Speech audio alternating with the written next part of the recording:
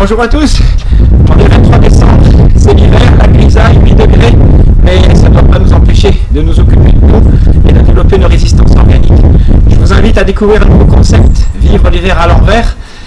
Je vais vous montrer ce qu'on arrive à faire après 15 jours de préparation dans cette petite piscine qui doit être à 7-8 degrés. Mais avant ça, toutes les explications de cette vidéo et on se retrouve juste à la fin. Bonjour à tous. Jean Westivant de la formation de naturopathie. Alors commençons par une petite révélation. Vous avez peut-être expérimenté comme moi ce qui suit. On va arriver aux fêtes, on est le lendemain du jour de l'an par exemple. Tout le monde a fait la fête, a bien mangé, bien bu. Et moi, ce que j'adore par-dessus tout ce jour-là, c'est me lever assez tôt. Je récupère de ma nuit en ayant fait un réveillon raisonnable en général, bien que agréable, et j'adore partir faire un footing dans le froid ce jour-là, alors que tout le monde dort, tout le monde est en train de décuver. Je finis mon jogging par quelques respirations, je m'expose un petit peu torse nu dans le froid, j'hésite pas à faire une douche froide à la fin de mon footing, et tout au long de cet hiver, il m'arrive d'avoir des moments justement où je m'expose quand les gens se protègent. Je n'hésite pas à me confronter aux éléments extérieurs quand tout le monde aime bien vivre à l'intérieur, aller au chaud. Je ne dis pas que de temps en temps, j'aime bien me reposer au coin du feu ou prendre un bon bain chaud ou un sauna, mais je le ponctue toujours par une stimulation particulière. Quand tout le monde cherche à se protéger, à s'isoler du froid, à faire des bonnes bouffes, à se retrouver pour vivre dans un cadre de confort, je préfère, moi, rechercher des stimulations à des contraintes particulières. Pourquoi me diriez-vous ça? Ben pour vivre un hiver à l'envers. C'est ça, vivre un hiver à l'envers. C'est ne pas perdre les acquis de tout ce qu'on a mis en place durant tout l'été et l'automne pour améliorer son potentiel vital. Si vous vous réfugiez dans une certaine léthargie, en vous disant voilà, c'est la grisaille, la fatigue, le stress accumulé, mais non c'est les fêtes, je vais pouvoir décompresser, rester sous la couette toute la journée, manger à profusion des chocolats, des gâteaux et je ne sais encore quoi. Vous comprenez que tout ce qui a été acquis va être perdu très rapidement. Votre corps a vite fait de s'adapter pour s'économiser. Vous allez prendre du poids, votre vitalité va baisser, vos capacités de résistance et d'adaptation au stress vont diminuer et tout va être à reconstruire au moment du printemps. Mais vous partirez avec un seuil de départ beaucoup plus bas que celui qui était le vôtre au mois de octobre ou novembre. Alors, pour ne pas partir sur ces bases plus mauvaises, je vais vous proposer un petit protocole, quelques petites techniques pour vous montrer qu'on peut vivre autrement un hiver. Alors vous avez sans doute entendu parler d'hormèse. C'est un nouveau concept qui se développe sur internet. C'est pas un nouveau concept en soi, puisque l'hormèse propose en fait de confronter notre organisme à des stimulations extérieures, à des contraintes environnementales, le froid extrême, le chaud, l'exercice physique intense, des techniques respiratoires qui poussent l'organisme à son maximum pour qu'il s'oblige à rehausser son seuil d'adaptation. Alors, je ne vais pas développer ça ici, je le ferai dans une autre vidéo de cours, mais ce que je suis en train de vous expliquer là, c'est que ce concept qui soi-disant paraît nouveau, puisqu'il y a des personnes comme Wim Hof qui développent ça en travaillant avec la résistance au froid dans des techniques respiratoires particulières. En fait, cette technique, cette vision de ce concept-là est très ancien en fait, elle fait partie intégrante de l'éducation que mon père en particulier m'a proposé. Alors il appelait ça, non pas l'hormèse, mais le développement des résistances organiques. Alors comment on faisait concrètement? Eh bien, c'était tout simple. Quand on partait en hiver dans les Pyrénées, chez mes grands-parents, eh ben, il nous arrivait de nous arrêter au bord de mer. Alors, c'était plein hiver, c'était mois de décembre, même si c'était le sud de la France, il y avait souvent du Mistral. La mer était à moins de 10 degrés. On sortait de la voiture, on courait comme des fous et on plongeait dans les vagues, sans se mouiller la nuque, sans rien. On nageait quelques secondes, parce que l'eau était quand même froide. Et puis on sortait, on allait courir sur la plage, il n'y avait pas de serviette, on faisait un peu d'exercice sur la plage pendant quelques minutes, et puis très vite, on rentrait dans la voiture, On se séchait, on remettait les habits, et puis il y avait une sensation de bien-être, de plénitude qui nous envahissait, et le voyage derrière était vraiment très agréable. Alors, vous commencez à comprendre peut-être ce que veut dire vivre l'hiver à l'envers.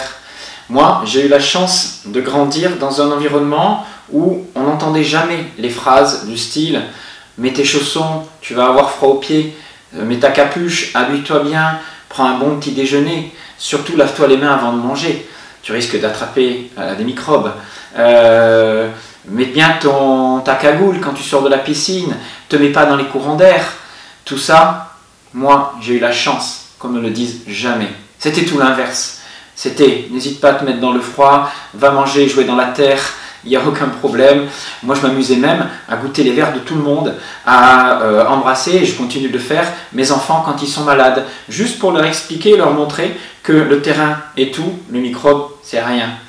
Et pour développer ces connaissances et casser certaines croyances, vous comprenez que j'ai appris à vivre à l'envers sur le plan de la santé, de la norme, classique de tout ce que vous avez pu apprendre. Et il y a une certaine jubilation, il est vrai, à montrer qu'on peut rester en bonne santé en faisant tout l'inverse de ce que préconise la médecine classique, allopathique, ou les bons conseils de surprotection que vous ont donné vos parents. Voilà. Alors, je voulais vous faire partager un petit peu ce concept-là de vivre l'hiver, ou la vie à l'envers, si vous voulez, non pas pour vous enfermer dans une structure, un mode de pensée qui serait absolument la vérité absolue et qui serait l'opposé de ce qu'on vous a toujours proposé, mais juste pour que vous puissiez expérimenter et casser simplement une croyance, celle qu'il faut se protéger pour bien vivre. C'est tout l'inverse. Votre corps a besoin de stimulation permanente pour rehausser son seuil d'adaptabilité, de résistance aux agressions de notre environnement. Alors attention, ça ne veut pas dire que ça vous protégera de tout le temps, puisque vous savez que les maladies n'ont pas simplement pour origine une baisse de notre vitalité et des agressions extérieures pour lesquelles on ne serait pas adapté, mais aussi simplement une maladie, c'est une adaptation face à un stress psychologique pour lequel je n'ai pas de solution. J'en parlerai dans d'autres vidéos. Alors, regardez ces images, elles peuvent paraître hallucinantes, voire inconscientes pour des parents ou des médecins d'exposer comme ça des enfants au froid et au soleil. Aujourd'hui, on dirait que c'est complètement aberrant. Mais avant, on connaissait les propriétés, l'importance de la confrontation aux éléments naturels, les propriétés du rayonnement solaire sur la peau, même en hiver, et son importance pour lutter contre les maladies infectieuses, pour développer les résistances organiques. Il ne faut pas oublier que ces images datent d'une période où on a peur de l'enfermement des enfants, de la privation de lumière et d'oxygénation qui était associée aux maladies de l'époque, comme la tuberculose. Alors, je plaide pour un retour vers des valeurs de confrontation à la nature, mais d'utilisation des éléments naturels de façon rationnelle et adaptée. Bien, donc les solutions de revitalisation hivernale ne se trouvent pas forcément, vous avez compris, dans les aliments, les compléments alimentaires, ou même le jeûne. L'homme a évolué depuis toujours au contact des éléments naturels, donc nous avons besoin de nous y confronter. Voici comment, voici 5 petits trucs, on va dire 5 techniques naturelles de santé que vous allez devoir adapter en fonction de votre tempérament et de vos possibilités, en tenant compte bien sûr de contre-indications particulières. Par exemple, lorsqu'on est confronté au froid, il ne faut pas souffrir d'hypertension, puisque le froid fait augmenter la tension. Et le chaud, c'est tout l'inverse. Quand vous faites des bains chauds, du sauna, vous faites chuter votre tension. Donc si vous souffrez d'hypotension, méfiez-vous de l'exposition au chaud et demandez avant, éventuellement, si vous avez des possibles contre-indications, des conseils à votre médecin ou à un naturopathe autour de vous. Alors voici les 5 propositions que vous allez pouvoir mettre en place cet hiver pour pouvoir améliorer votre potentiel vital et développer vos résistances organiques. La première chose, c'est que dès que vous avez un moment, vous avez une heure devant vous, sortez, allez vous confronter aux éléments naturels, allez faire un peu d'exercice physique dans la nature, soit un jogging, soit simplement des exercices de façon fractionnée, ce qui est encore beaucoup mieux. Alors au début, si vous n'êtes pas très sportif, vous trottinez quelque temps, vous reposez, trottinez, reposez. Mais vous n'allez pas le faire simplement de l'exercice physique. Vous allez le faire en étant toujours à la limite de la sensation de froid. C'est-à-dire que dès que vous allez commencer à vous activer, votre température va monter, vous allez enlever une couche. Vous refaites de l'exercice, vous enlevez encore une couche. Et ainsi de suite, pour avoir toujours cette sensation de fraîcheur, alors pas de froid, mais toujours de légèrement fraîcheur, être bien, en produisant bien sûr votre propre chaleur. Ça veut dire que vous allez travailler de façon suffisamment intense pour pouvoir légèrement transpirer, à la limite de la sudation, pour être toujours très essoufflé. Ça c'est important pour stimuler vos capacités respiratoires et cardiovasculaires, et pour toujours vous sentir bien à la limite de la sensation de froid. Ça c'est mon premier conseil. Bien sûr, faites-le à l'extérieur et non pas en salle. Surtout s'il fait beau. Mais même quand il pleut, même quand vous êtes dans la neige, même quand il fait froid et humide, n'hésitez pas à sortir, c'est très important. Le simple fait de s'activer fait que vous vous sentirez de suite très bien. Bien sûr, ne sortez pas s'il fait moins 15, vous allez avoir les voies respiratoires qui vont être un peu brûlées. On peut quand même faire des efforts, mais de façon différente en se protégeant les voies respiratoires. Deuxième effort, deuxième stimulation extérieure ou intérieure, c'est l'utilisation de l'hydrothérapie chaude. Dans un premier temps, faites un bain normal. Si vous avez la chance d'avoir une baignoire, prenez un bain, 38 degrés, normal, 39 degrés. Et puis, à la fin du bain, vous allez augmenter cette température-là. On va faire ce qu'on appelle un bain hyperthermique. C'était les bains de Salmanov, qui était le médecin de Lénine. Alors, cette technique de bain hyperthermique, hypercalorique, a pour objectif de faire monter la température cutanée et de stimuler le développement de votre réseau capillaire périphérique pour mieux oxygéner vos tissus. Cette stimulation va avoir des effets particuliers sur le nettoyage organique et surtout amener une réaction de résistance à la chaleur aussi. Bien sûr, vous allez transpirer, vous n'allez rester pas plus de 3 à 5 minutes dans un bain qui va être autour de 40-41 degrés et derrière, vous obtiendrez une réaction de détente, de relaxation importante. Troisième technique, c'est la stimulation par le froid. Tout simplement, une douche froide. Quand est-ce que vous allez la faire? Toujours appliquer le froid sur un corps chaud. C'est une règle essentielle en hydrothérapie, en technique naturelle de santé. On ne met jamais du froid sur un corps froid. Une fois que vous avez fait un peu d'exercice, ou que vous avez pris votre douche chaude ou votre bain chaud, vous finissez par une application froide. Soit simplement du froid que vous prenez sur un gant et que vous frictionnez, en changeant bien sûr régulièrement l'eau, soit une application douce d'eau froide, en commençant par les extrémités, du bas vers le haut, vers le centre du corps. Attention, adaptez la température de l'eau, commencez par des douches à 20-25 degrés, et puis baissez progressivement la température. Votre corps va s'adapter au fil des semaines. Faites ça, maximum 1 minute d'eau froide, c'est déjà beaucoup, hein, mais commencez par des douches froides de 20 à 30 secondes aux extrémités, puis allez vers 1 minute, mais ne dépassez jamais 1 minute, préférez diminuer la température plutôt que d'augmenter le temps d'exposition. Vous finissez en sortant de la baignoire en vous tamponnant, n'enlevez pas toute l'eau, mettez-vous au chaud et allez vous allonger un petit peu et attendez la réaction chaude derrière, vous verrez. Ça apporte une sensation de relaxation extrême.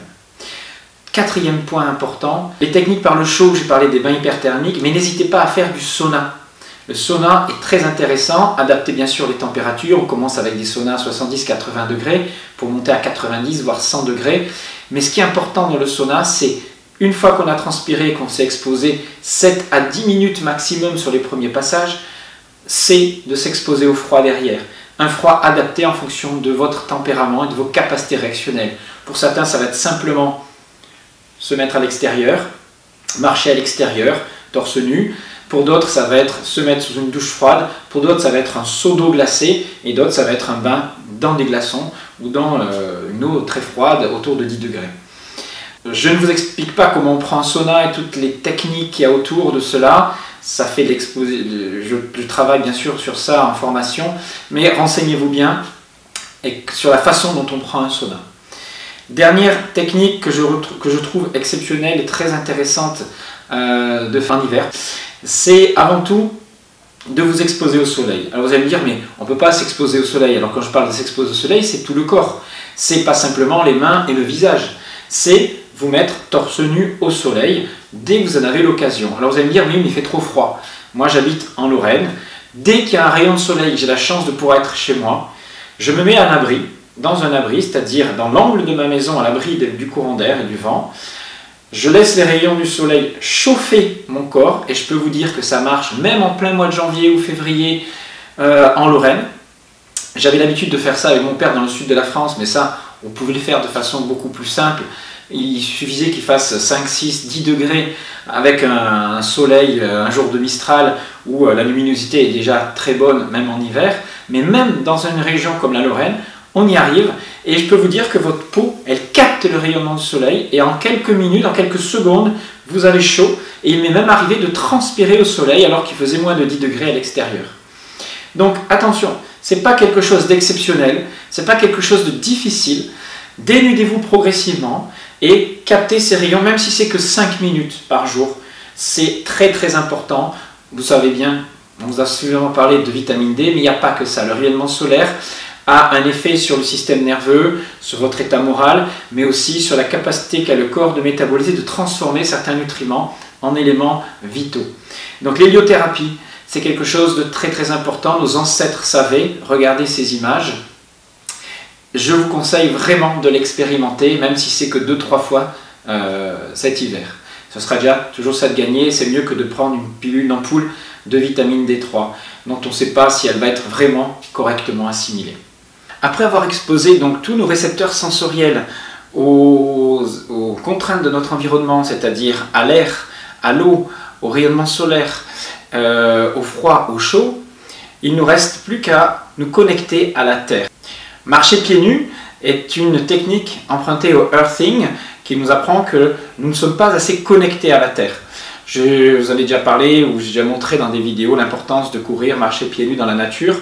Mais l'hiver est aussi une période où on ne doit pas se priver de ce contact très important puisqu'il amène une négativation, c'est-à-dire qu'il empêche la positivation de notre physiologie, c'est-à-dire l'imprégnation de nos tissus par des ions positifs qui amènent fatigue, manque d'énergie importante, des échanges cellulaires moins bons, et cette négativation, c'est-à-dire cette captation d'ions négatifs dans notre environnement peut se faire bien sûr par l'air, par le contact avec les éléments naturels, mais aussi par la terre.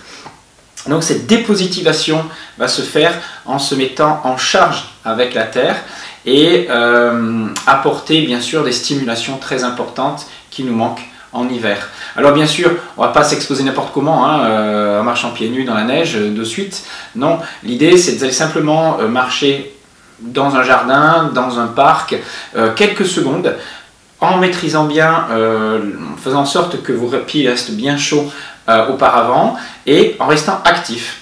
Vous restez actif de façon à ce que vos pieds rougissent rapidement. Et une fois qu'ils sont bien rouges, que la réaction chaude a été mise en place, vous vous rhabillez en mettant des chaussettes et des chaussures, même sans vous sécher, juste en tamponnant, pour que la réaction chaude soit encore plus forte par la suite. Alors, à mesure que vous allez progresser et devenir plus efficace dans votre adaptation dans ces 5 techniques-là, vous allez avoir des évolutions, des transformations de votre organisme qui, dans un premier temps, va devenir beaucoup plus résistant à tout type d'agression. Votre immunité deviendra plus performante et plus adaptable, donc le système immunitaire sera plus efficace. Ensuite, vous allez constater des améliorations sur le plan de l'acidose métabolique, c'est-à-dire que votre terrain va devenir beaucoup plus alcalin, plus minéralisé, des états inflammatoires vont être largement diminués. Les effets sont aussi très intéressants sur le plan du système nerveux. On s'aperçoit que l'on encaisse des périodes de stress psychologique plus fortes. Le sommeil est aussi nettement amélioré et un état de bien-être qui s'installe et d'envie d'aller plus loin dans sa prise en charge, dans l'amélioration de sa santé en général. Et puis bien sûr des états inflammatoires qui vont être nettement diminués.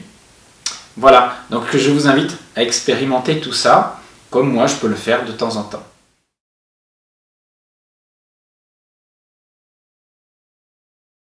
L'essentiel de tout ce que je viens de vous dire, c'est qu'à la fin de ces 5 techniques, pour savoir si elles ont été bien adaptées dans l'intensité et dans la durée, c'est qu'elles ne provoquent pas de refroidissement, de frisson ou de malaise particulier. Vous devez sortir en sentant très vite une sensation de détente vous envahir de réchauffement et de bien-être. Ce qu'on appelle la plénitude. Qu'est-ce qui se passe? Toute phase de stress, de stimulation, se traduit par une mise en route de nos mécanismes d'adaptation, c'est-à-dire une stimulation de notre système hormonal et de notre système nerveux, sécrétion d'hormones particulières pour nous permettre de résister à l'agression. Cette phase doit être suivie, ce qu'on appelle une phase de sympathicotonie, de stress, est suivie par une phase de vagotonie, c'est-à-dire de détente, qui nous permet de récupérer par rapport à ce qui a été dépensé dans la phase active de stress. Cette phase anabolique de récupération est bien sûr proportionnelle à la dépense qui a eu lieu avant, et c'est ces temps-là qui doivent être parfaitement bien respectés. Voilà, après un bon footing, le corps il est chaud, on peut essayer de s'immerger. Résultat de 15 jours de préparation, avec tout ce que je vous ai expliqué, voilà ce qu'on peut arriver à faire. Je vais y aller, je vous promets rien, je ne suis jamais allé dans un bain aussi froid en plein hiver, sauf quand j'étais jeune bien sûr. Ouf.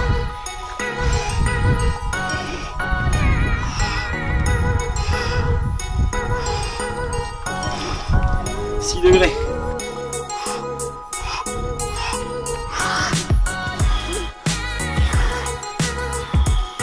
Mouille toujours la face. Faut pas que ça remonte à la tête. Et la détente. Voilà, une vingtaine de secondes, ça suffira. Je sais pas si vous voyez, 6 degrés, c'est froid. On se réchauffe uniquement avec l'exercice physique et bien sûr les pieds dans la terre. Vous avez vu, c'est pas très beau. Il fait chaud là. Le réchauffement au niveau de la peau, tout va bien. La détente commence à s'installer. À vous de jouer. Voilà. Je vous invite donc à expérimenter tout ça, à vivre un hiver à l'envers qui soit le plus intéressant pour vous conduire à un état de bien-être et surtout de santé optimale. Dès la fin de l'hiver, vous serez en avance, vous serez décalé par rapport à toutes les autres personnes et vous ne pourrez encaisser tous les stress de cette fin d'hiver de façon bien plus optimale que la plupart des gens qui nous entourent. Voilà, alors pour aller un petit peu plus loin, je vous invite à consulter les ouvrages suivants. Tout d'abord, il y a un très bel article qui a été fait dans Néo Santé. Alors Néo Santé, c'est une revue dans laquelle j'écris tous les mois, donc dans la rubrique naturopratique, et une revue belge très intéressante sur le développement personnel et puis sur la naturopathie en général. Je vous invite vraiment à consulter Internet et à regarder. Vous aurez de belles informations sur cette revue. Bien sûr, vous trouverez, si vous voulez aller plus loin, toute ma démarche, ma philosophie dans un livre que j'ai écrit il y a déjà 5 ans qui s'appelle « De l'homme dévitalisé à l'homme vivant », toujours aux éditions Néo Santé. Et puis le dernier livre qui vous expliquera bien sûr comment en finir avec les maladies métaboliques et en particulier le diabète qui est la plus difficile d'entre elles, vous le savez. Donc des réflexions surtout autour de l'alimentation, de l'hygiène de vie en général par rapport à ces maladies de civilisation moderne. Vous trouverez ça dans toutes les librairies. Je vous souhaite un très bel hiver. Enrichissez-vous, expérimentez et retrouvez-moi si vous souhaitez aller encore plus loin dans l'acquisition de certaines connaissances, bien sûr, puisque là nous n'en fait que survoler certaines choses lors de formations. La prochaine, bien sûr, en janvier, concerne tout ce qui est technique d'hydrothérapie, d'hormèse, de stimulation, d'héliothérapie, etc. Ça se passe du côté de l'Est de la France, mais vous pouvez éventuellement me retrouver et communiquer aussi avec moi, si vous le souhaitez, plutôt par mail ou par téléphone, plutôt qu'en dessous des vidéos, même si j'apprécie de temps en temps de lire un commentaire sympathique. Bonne suite à vous, à très bientôt.